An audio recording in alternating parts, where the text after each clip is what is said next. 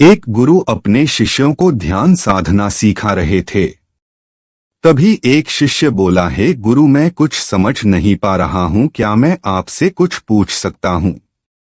गुरु ने कहा, हाँ पूछ सकते हो। शिष्य ने कहा, मैं पानी पीता हूँ तो मेरी प्यास बुझ जाती है, या कोई भी पानी पीता है तो उसकी प्यास बुझ जाती है, तो ये ध्यान के संबंध में क्यों नहीं होता?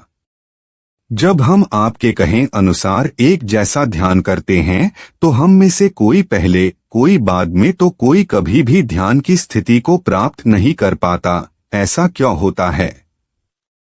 जैसे पानी से सबकी प्यास बुझ जाती है, वैसे ही ध्यान से सबके ज्ञान चक्षु खुल जाने चाहिए, पर ऐसा नहीं होता है। गुरु ने कहा, कल किसी ने भोजन पर हमें आमंत्रित किया है, कल तुम मेरे साथ चलना, मैं तुम्हारे प्रश्नों के उत्तर वही दूंगा। अगले दिन दोनों गुरु शिष्य भोजन के एक धनी व्यक्ति के घर पहुंचे। धनी व्यक्ति की पत्नी ने उन्हें भोजन पर बुलाया था। दोनों भोजन करने बैठ गए। उन्हीं के साथ उस स्त्री का पति भी भोजन करने बैठा हुआ था। उसने अपने सभी नौकरों पर चिल्लाकर कहा कि ये क्या बेकार सा भोजन बना रखा है, इसमें कोई स्वाद नहीं है। वह भोजन की थाली फेंककर नौकरों से कहता है कि जाओ दोबारा ढंग का भोजन बनाकर लाओ। धनी व्यक्ति के पत्नी ने उन दोनों गुरु शिष्य से क्षमा मांगकर उन्हें भोजन परसोने लगी। दोनों ने भोजन किया। गुरु ने अपनी थाली में 2 रोटी छोड़ दी। गुरु ने उस स्त्री से कहा कि बेटी, क्या तुम मुझे ये 2 रोटी बांध कर दे सकती हो? स्त्री ने उन रोटी को बांध कर दे दिया। उसके बाद दोनों वहां से निकल गए। रास्ते में गुरु ने शिष्य से पूछा कि तुम्हें भोजन कैसा लगा? शिष्य ने कहा, भोजन स्वादिष्ट था, मुझे पसंद आया, मुझे भोजन करके बहुत अच्छा लगा।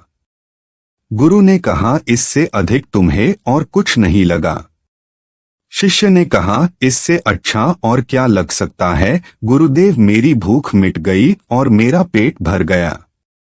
गुरु ने कहा कि भोजन तो अच्छा था, फिर उस स्त्री के पति को भोजन पसंद क्यों नहीं आया? भोजन तो अच्छा बना था, भोजन एक ही था, तब उसे पसंद क्यों नहीं आया? शिष्य ने कहा, आप ठीक कहते हैं गुरुदेव, मैं तो कुछ समझ ही नहीं पा रहा हूँ, आप ही कुछ बताएं। गुरु ने कहा, अभी तुम मेरे साथ आगे चलते रहो। गुरु शिष्य चलते चलते बहुत दूर निकल आए। शिष्य ने गुरु से कहा, गुरुदेव, हम हमारे आश्रम के मार्ग पर तो नहीं है, फिर हम कह जा रहे हैं। गुरु ने कहा, बस चलते रहो। बहुत दूर चलने के बाद एक फटेहाल व्यक्ति गुरु के सामने आ गया और उनके चरणों में गिर गया और बोला, हे परमात्मा, मेरी मदद करो, मैं 3 दिन से भूखा हूँ, मैंने कुछ नहीं खाया है, आप कृपया कर मुझे कुछ खाने को दें।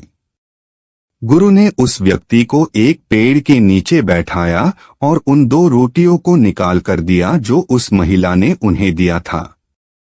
रोटियों को देखते ही उस गरीब व्यक्ति की आंखों में चमक आ गई। उसने तुरंत उन 2 रोटियों को खा लिया। खाते समय उस व्यक्ति के आंखों से आंसू निकल रहे थे। वह रो रहा था और खाता जा रहा था और हाथ से इशारे कर रहा था, जैसे वह किसी अदृश्य शक्ति को कह रहा हो कि तेरा धन्यवाद उस रोटी के लिए। खाने के बाद उसने गुरु को प्रणाम किया और धन्यवाद कहा। गुरु ने उस व्यक्ति से पूछा कि भोजन का स्वाद कैसा था? उसने कहा, स्वाद तो कहीं था ही नहीं, केवल जीवन था, परमात्मा और ईश्वर था। ये रोटियां नहीं थी, यह तो साक्षात जीवन था। यह कहकर वह व्यक्ति वहां से चला गया। गुरु ने शिष्य से कहा, देखो, भोजन वही था, लेकिन एक व्यक्ति को उसमें स्वाद नहीं आता।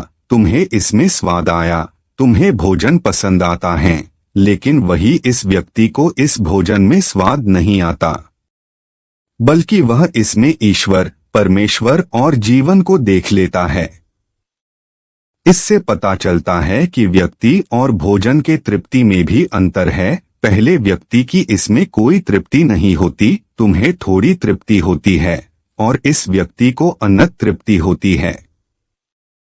ऐसा ही ध्यान के संबंध में होता है। जिसको जितनी ज्यादा प्यास होती है, वह उतनी ही जल्दी मार्ग बना लेता है। उस शिष्यों के जिज्ञासा का समाधान हो गया था, उसके प्रश्नों का उत्तर मिल गया।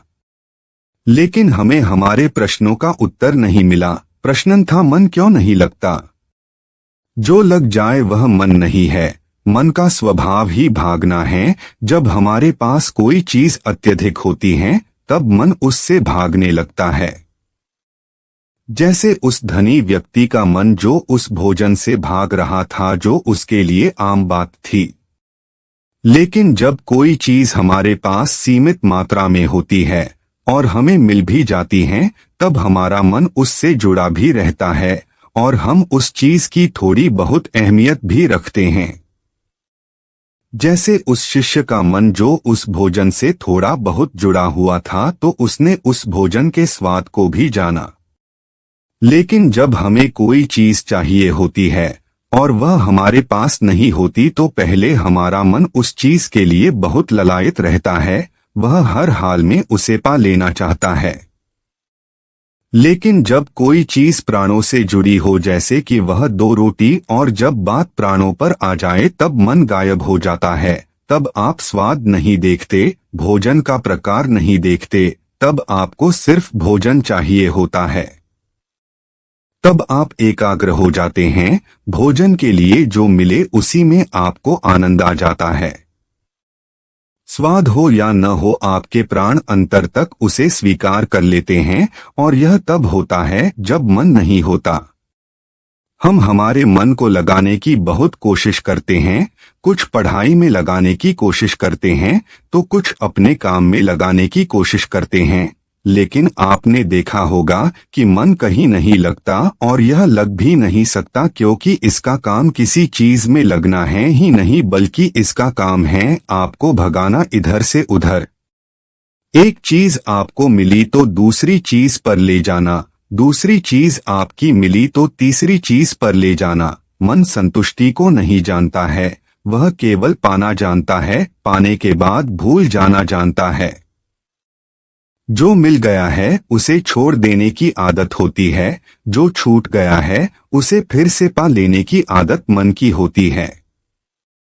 अपनी जिंदगी के पिछले हिस्सों को देखें और जाने कि क्या आपका मन कहीं लगा है, कहीं रुका है, या वह केवल आपको अभी तक भगा रहा है और आप भाग रहे हैं।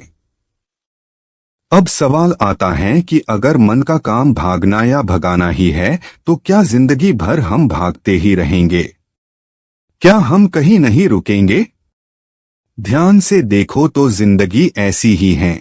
जन्म से लेकर मृत्यु तक इंसान भागता ही रहता है, कभी किसी चीज के पीछे तो कभी दूसरी चीज के पीछे। लेकिन फिर भी कुछ इंसान अपवाद हो जाते हैं, फिर वह रुक जाते हैं, भगाना बंद कर देते हैं, तब चीजें उनके पीछे भागती हैं, वह किसी चीज के पीछे नहीं भागते हैं।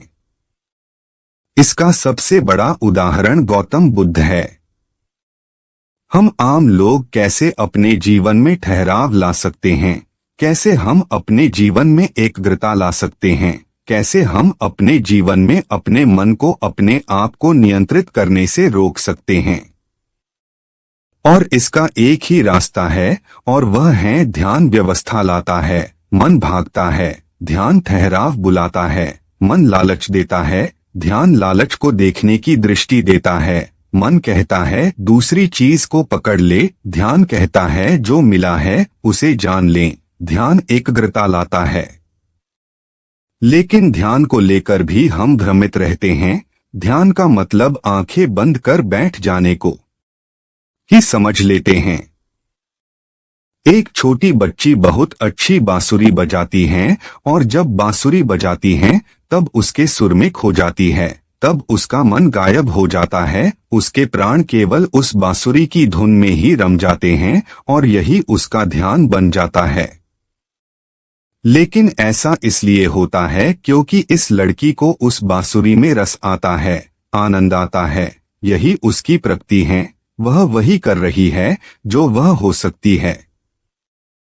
एक अध्यापक है, जब वह अपने छात्रों को पढ़ाता है तो उसमें खो जाता है, वह अपने प्राणों से उस पढ़ाने का आनंद लेता है, उसमें उसकी रुचि है, यही उसकी प्रकृति है। जब वह पढ़ा रहा होता है तब उसके मन में कोई हलचल नहीं होती। वह तब न भूतकाल की बात सोचता है न भविष्यकाल की, वह केवल वर्तमान के क्षण में ही रहता है और यही उसका ध्यान है। जो व्यक्ति जो है अगर वही होने लगे तो उसमें स्वतः से ही ध्यान घटित होने लगता है, वह कुछ एकाग्र होने लगता है। लेकिन जब व्यक्ति होने की कोशिश करता है तो उसका मन हावी होने लगता है, एकाग्रता टूट जाती है और तब हम भागते रहते हैं, सब कुछ पा लेते हैं, तब भी सोचते हैं कि कुछ रह गया है और यह अधूरापन कभी पूरा नहीं होता, क्योंकि जो आप हो सकते थे, जो आपकी प्रकृति थी, वह आप नहीं हुए, बाकी सब कुछ हो गए। ऐसे ही आप हमेशा अधूरे रह जाते हैं, तब मन कहीं नहीं लगता। मन की प्रकृति ही लगने की नहीं है, जो लगता है वह एकाग्रता है, वह ध्यान है, और जहां आपको एकाग्रता कल मिल जाए समझ लेना वही आपके लिए बना है, जिस पर चलकर आप संपूर्ण हो सकते हैं।